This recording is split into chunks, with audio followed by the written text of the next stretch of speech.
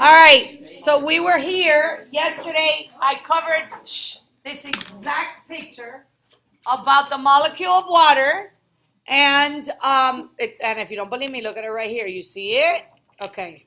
But what I want to do is label these molecules. Okay. So what's my big red circle? Oxygen. Oxygen. Good job. Let's make it. I'm gonna make these all black. What is my white circles? Hydrogen.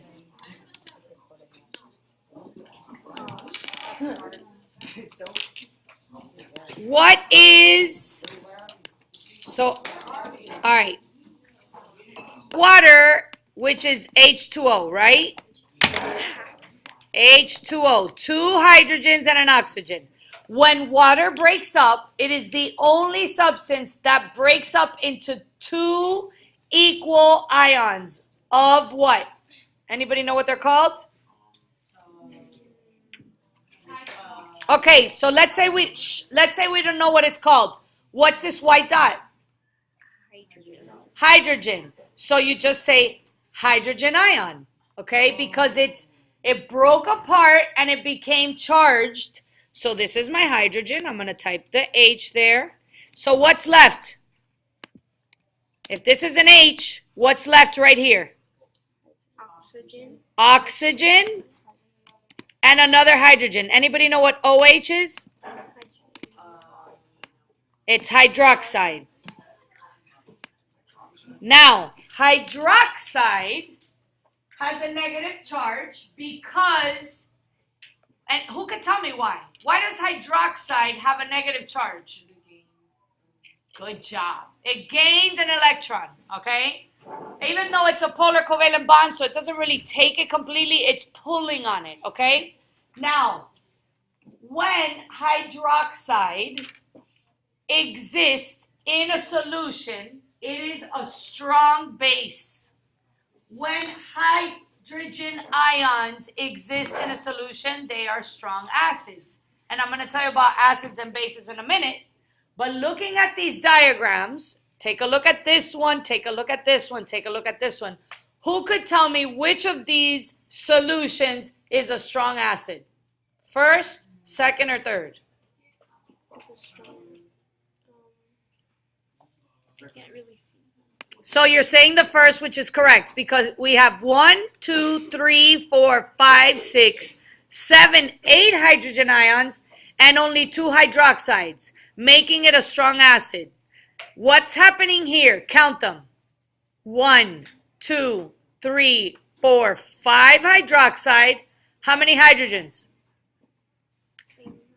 Same. So is it a strong base or a strong acid? Neither. It's neutral. Okay?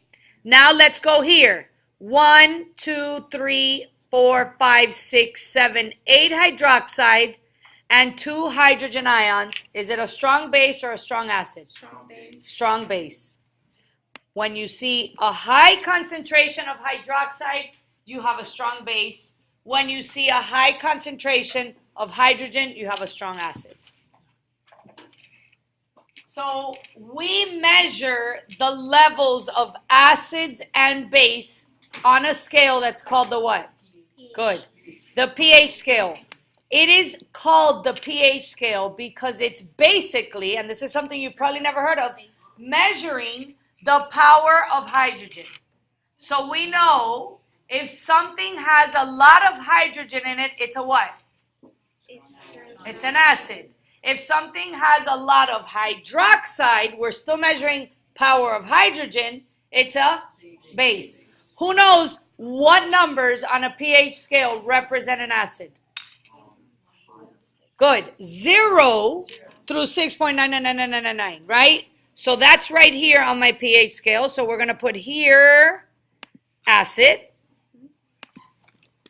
Oh, did you see that?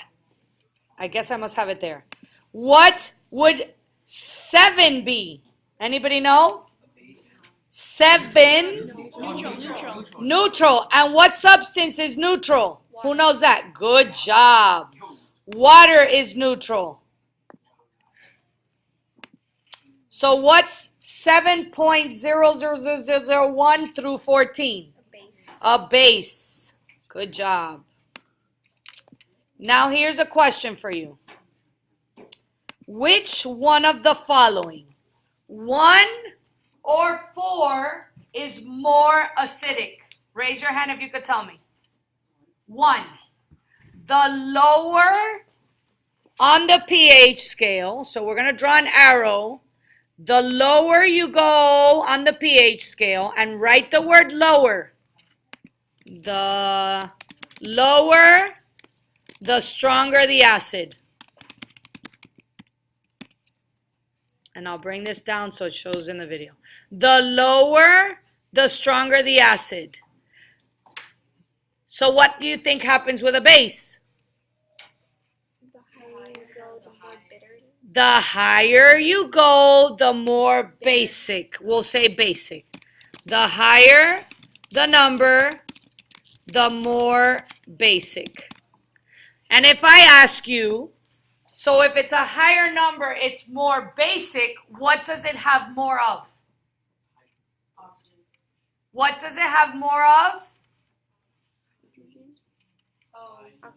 OH. It has more hydroxides. So if you want to add that too, the higher the number, the more basic, and the more OH negative. The lower the number, the more acidic, and the more what? H. Good job. The more hydrogen ions.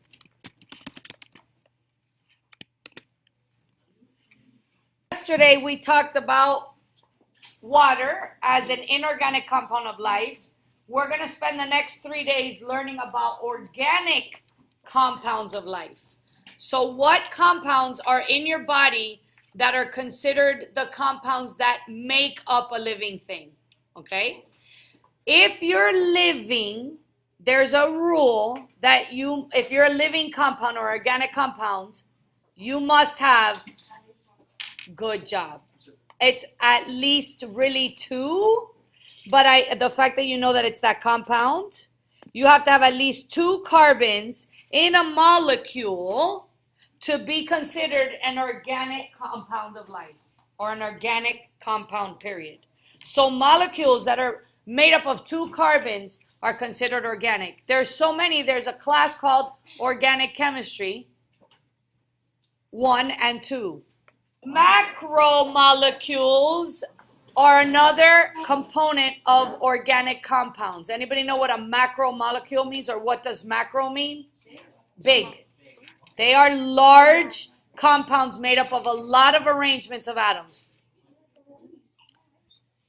And then we want to know that the carbon in the organic compound is the critical component, at least 2, but it's always going to combine with these other elements. Anybody know what they are? What does carbon like to combine with? Hydrogen.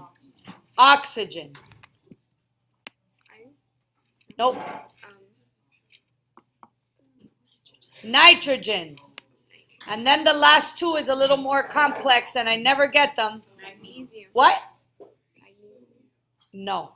It starts with an S. Sulfate. Sulfur. So sulfate would be a compound. And phosphorus. So carbon is C. Hydrogen is H. Oxygen is O. Nitrogen is N. Phosphorus is P, which sounds like an F word, so it's a PH word. And sulfur is S. And I always tell my students to remember CHONPS or CHON-PS, because you need to know about CHON-PS forever.